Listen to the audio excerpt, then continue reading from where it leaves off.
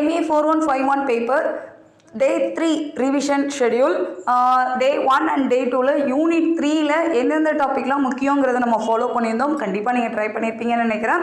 இன்றைக்கி டே 3ல யூனிட் 5ல எந்தெந்த கான்செப்ட் முக்கியங்கிறத நம்ம பார்க்கலாம். Find covariance matrix. So covariance matrix calculation எப்படி ஒர்க் அவுட் பண்ணுறது, எப்படி கன்வெர்ட் பண்ணுறதுங்கிறதுக்கு ஒரு ப்ராப்ளம் இருக்கும். இந்த ப்ராப்ளம் யூனிவர்சிட்டி கொஷின். ஸோ கண்டிப்பாக நீங்கள் ட்ரை பண்ணுங்கள். டேட்டாஸ் எந்த மாதிரி கொடுத்துருக்காங்க, எப்படி ஒர்க் அவுட் பண்ணுறதுன்னு பார்த்துக்கலாம். அடுத்து correlation matrix. So correlation matrix எப்படி கன்வெர்ட் பண்ணுறது, நமக்கு ஒரு கோவேரியன்ஸ் மேட்ரிக்ஸ் கொடுக்குறாங்கன்னா அதுலேருந்து கோரிலேஷன் மேட்ரிக்ஸ் எப்படி கன்வெர்ட் பண்ணுறது, அதுக்கு ரோன்னு நோட்டேஷன் கொடுப்போம். And moreover V1/2. So actually rho value வேணும்னா V1/2லேருந்து தான் நம்ம கன்வெர்ட் பண்ணுவோம். ஸோ இந்த டேட்டா கொடுத்துருந்தாங்கன்னா எப்படி ஒர்க் அவுட் பண்ணுறதுன்னு ரிவைஸ் பண்ணிக்கலாம். தேர்ட் ப்ராப்ளம், கோவேரியன்ஸ் மேட்ரிக்ஸ் கொடுத்து திருப்பியும் அதே பேட்டர்னில் கண்டிஷன்ஸ் வைஸ் செக் பண்ண சொல்லியிருக்காங்க. சேம் கண்டென்ட் தான்.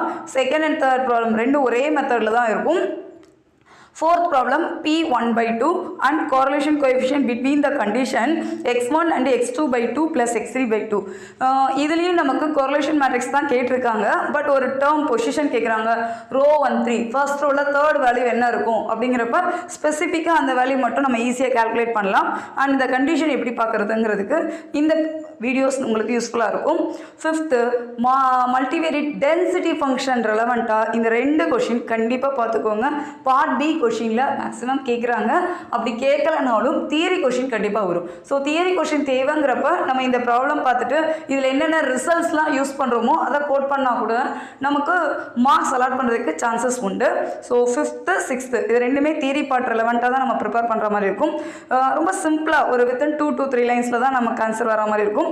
இந்த இண்டிபெண்டன்ட் ஆர் நாட் இந்த கொஷின் ரிப்பீட்டட் கொஷின். ஸோ இது 2 மார்க் கொஷினாகவும் கேட்குறாங்க, பார்ட் பியில் சப்டிவிஷனாகவும் கேட்குறாங்க. ஸோ ட்ரை பண்ணுங்கள். இன்றைக்கி ஷெடியூலாக இந்த 6 ப்ராப்ளம் ரெடி பண்ணுங்கள். நீங்கள் ஜஸ்ட்டு ஓரலாக ஸ்டார்ட் பண்ணுங்கள். உங்களுக்கு ஏதாவது டவுட் இருந்ததுன்னா வீடியோ பாருங்கள், திருப்பி நீங்கள் ஒர்க் அவுட் பண்ணுங்கள். எவ்வளோக்குள்ள எழுதி பார்க்குறீங்களோ அவ்வளோக்குள்ள உங்களுக்கு கான்செப்ட் ஈஸியாக புரியும். ஒருவேளை நமக்கு யூனிவர்சிட்டி எக்ஸாமில் இந்த 6 கொஷினில் ஏதாவது ஒரு கொஷின் கிடைச்சாலும் நம்ம ஈஸியாக மார்க்ஸ் ஸ்கோர் பண்ணலாம். அப்படி இல்லைனாலும் இந்த பேட்டர்னில் நமக்கு கொஷின் கண்டிப்பாக இருக்கும். நமக்கு அது யூஸ்ஃபுல்லாக மாறும். உங்களுக்கு ஏதாவது டவுட் இருந்ததுன்னா kanidapazhi@gmail.com மெயில் ஐடிக்கு அனுப்புங்க.